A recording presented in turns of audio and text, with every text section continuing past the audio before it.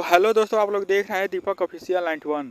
तो दोस्तों, आप लोग जिस गाने का इंतजार कर रहे थे वो इंतजार खत्म हो चुका है।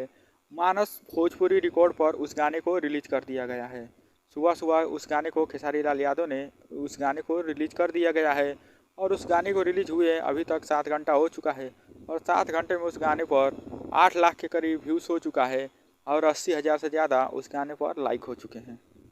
खेसारी लाल यादव के साथ में नीलम गिरी हैं और गाने को गाया है शिल्पी राज ने। दोस्तों, यह गाना काफ़ी लाजवाब है और जो इसका वीडियो एडिटिंग है वो अभी काफ़ी लाजवाब है। गाना तो एक नंबर है, लेकिन व्यूज़ के मामले में जाए करेजा 2 से अभी बहुत कम है, क्योंकि अभी इस गाने पर 8 लाख के करीब व्यूज़ हो चुका है। तो दोस्तों, गाना तो एक नंबर है। अगर आप लोग इस गाने को नहीं सुने हैं तो मानस रिकॉर्ड भोजपुरी पर जाकर इस गाने को जरूर सुने और बताएं कमेंट करके यह गाना कैसा है। और आप लोग हमारे चैनल पर नए आए हैं तो इस चैनल को सब्सक्राइब जरूर कर लीजिए, क्योंकि ऐसे अपडेट इस चैनल पर आप लोगों को मिलते रहेंगे।